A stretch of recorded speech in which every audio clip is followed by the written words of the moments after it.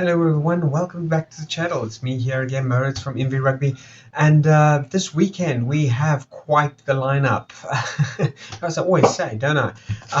But yeah, we've got South Africa versus Argentina for the second leg in the Castle Lager Incoming Championship lineup. We also have some news over, the URC, also the New Zealand versus Argentina.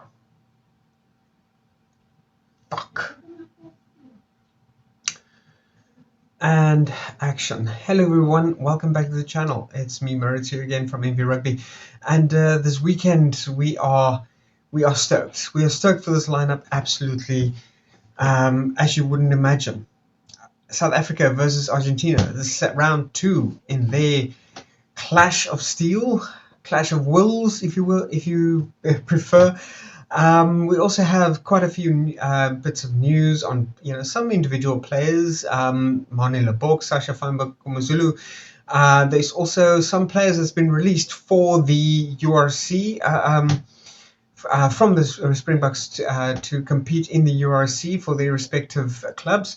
Then we've also got the lineup for New Zealand versus Australia, round 2. That's going to be an interesting one.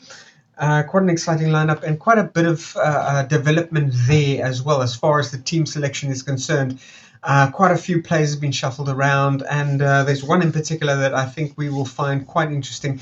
But, without any further ado, let's get to it.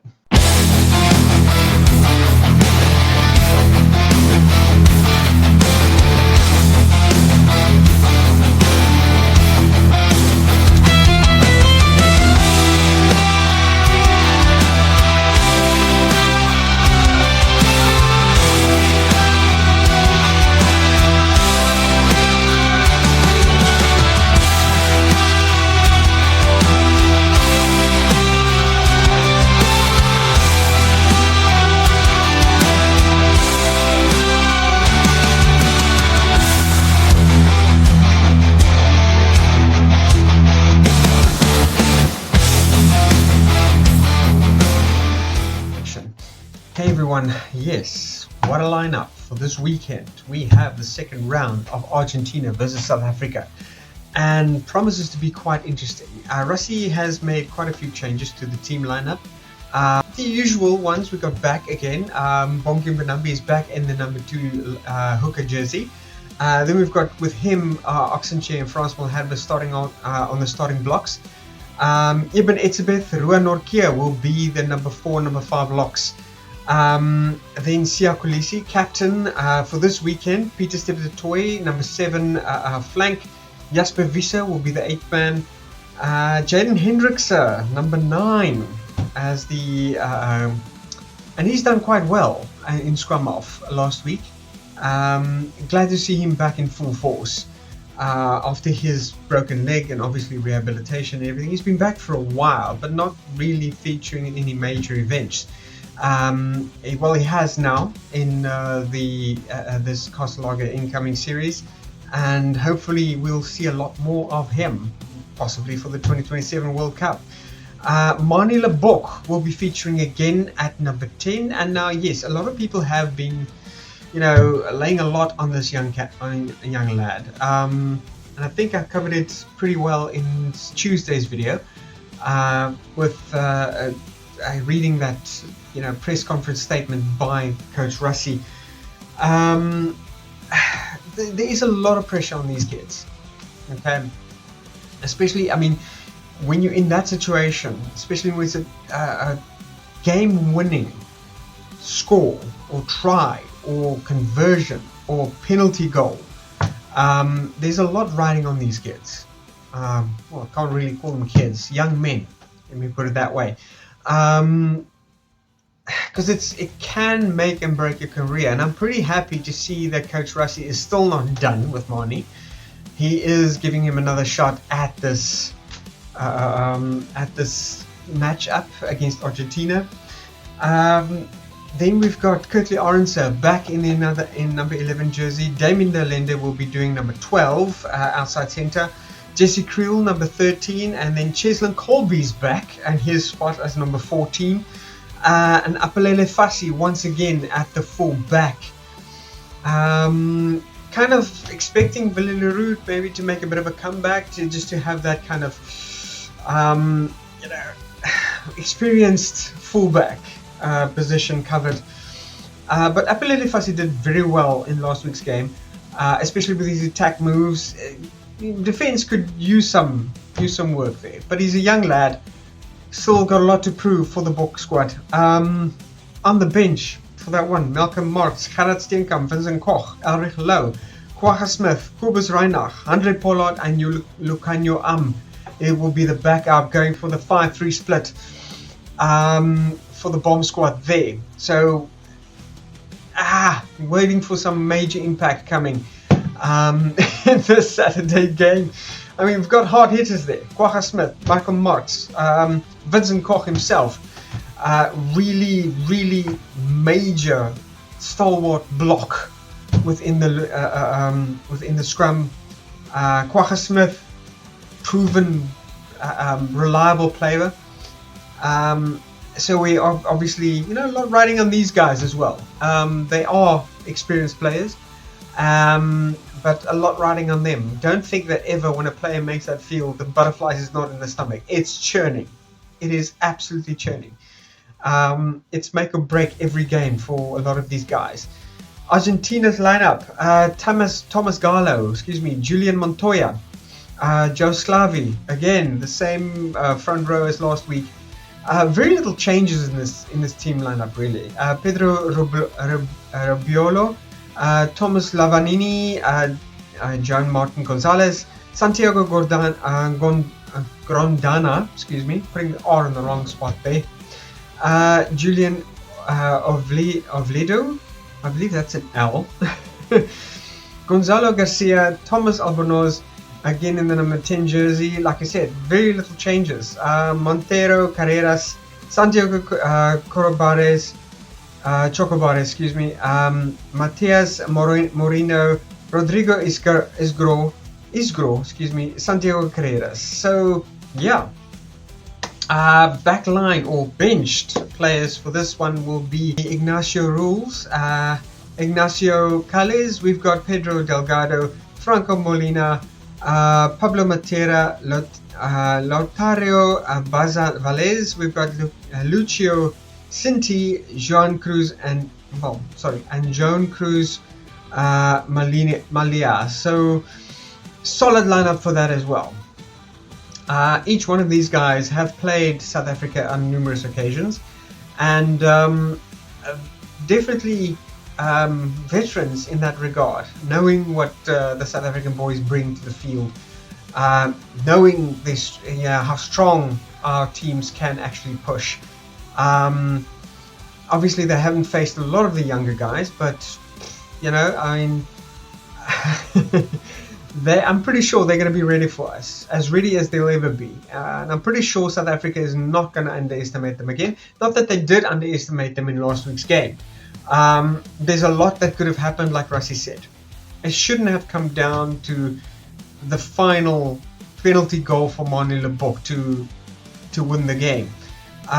There are a lot of mistakes was made, and I'm pretty sure they have addressed those mistakes in this week's training sessions. So yeah, we're hoping for the best for our team there. Now, Sacha, as I'm pretty sure you guys have noticed, Sacha Feinberg-Mngomezulu's name is not in that lineup. Okay, he's actually nursing a knee injury, which Coach Rassie is a bit pissed off about. It turns out that Sacha actually suffered that knee injury in a training session before the All Blacks games, didn't tell anyone, and exacerbated that injury in the 2 test matches against New Zealand. So Coach Rassie is a bit, he's not too happy about that. Sacha should have had the freedom of mind and obviously the wisdom to tell people about it, and then hopefully Coach Rassie could have done something about it. Maybe missed the first test match against New Zealand just to kind of join them on the second.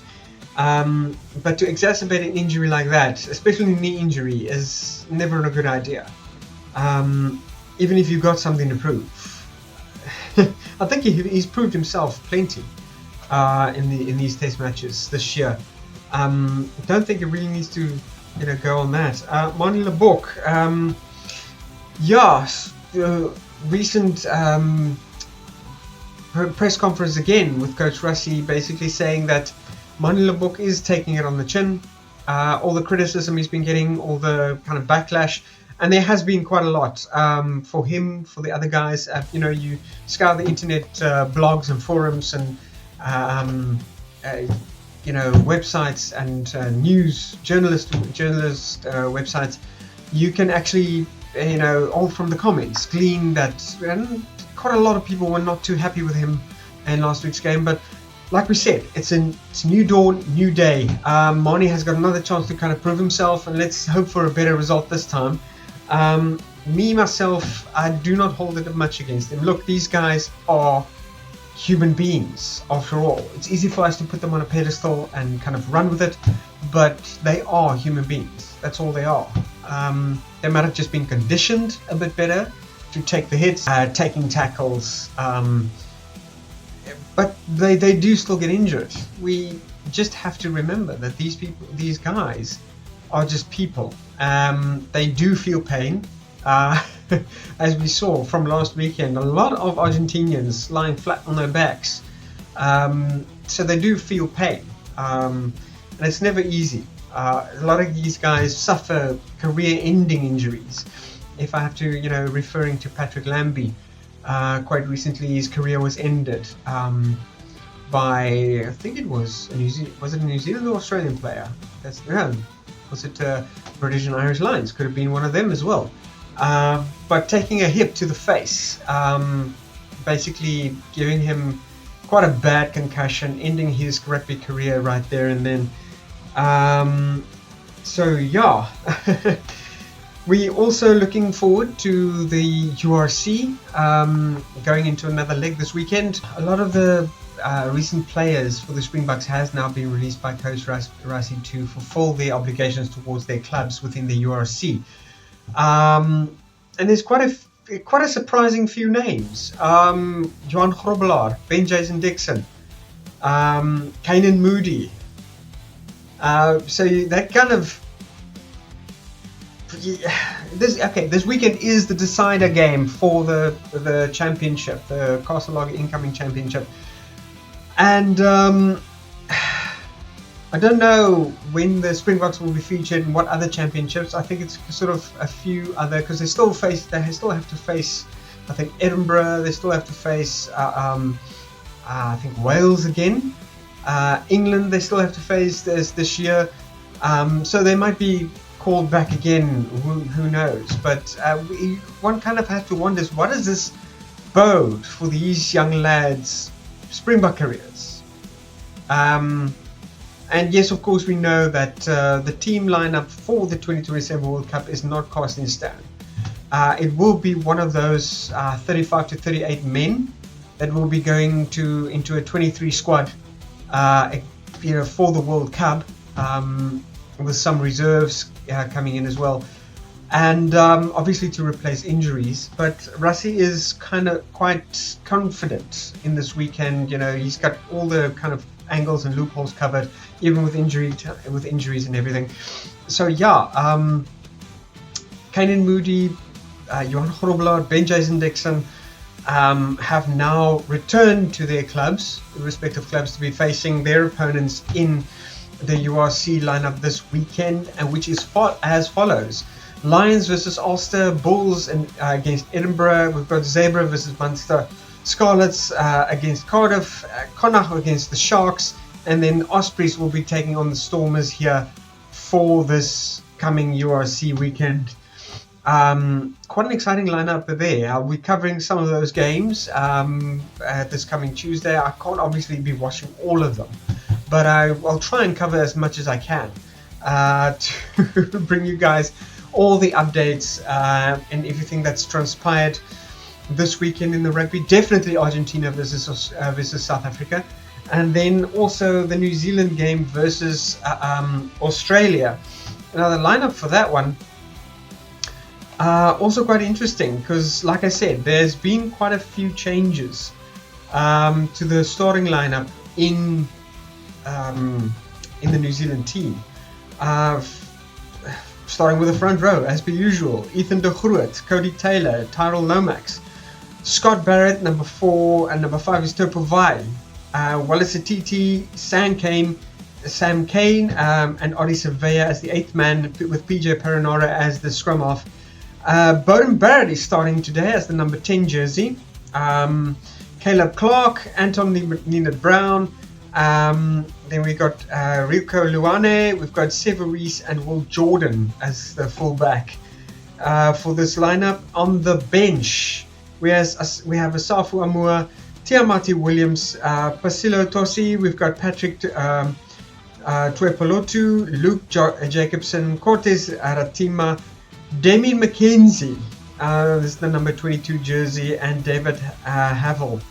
Now there's been some controversy about Damian McKenzie recently. It seems like Scott Robinson hadn't been too happy with his performance, as well as some obviously New Zealand fans. I don't quite see it. In my honest opinion, Damian McKenzie has been performing exceptionally well in his position. We've seen him in so many attack moves, always there to back up his teammates. He has been hitting most of his kicks. So I don't think he's really given an all-out bad performance in this tournament, really. But it would seem that some people is not quite, some key members and key players are not quite happy with his performance as of yet. So he's been moved to the bench now. But yet again, this is just from like a journalist perspective and from news within kind of New Zealand rugby, their perspective there. So who knows? I'm pretty sure Scott Robinson is still got his eye on Damian. He's going to use him as much as he can. Obviously, he's got to work with what he's got.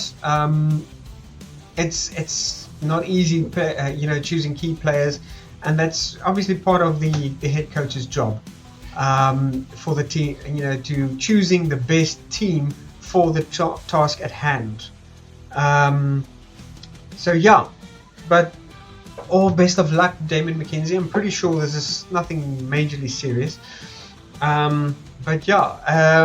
Going back to now Australia, their lineup: Angus Bell, Matt Fazia, Talini Topu, we've got Nick Frost, Jeremy Williams, Rob Valentini, Fraser McWright, Harry Wilson, Jake Gordon, Noah Leselo, we've got Dylan Plitch, we've got Hunter Palsami, and then Len Ikiatu, we've got Andrew Callaway, and then Tom Wright as the fullback for that team.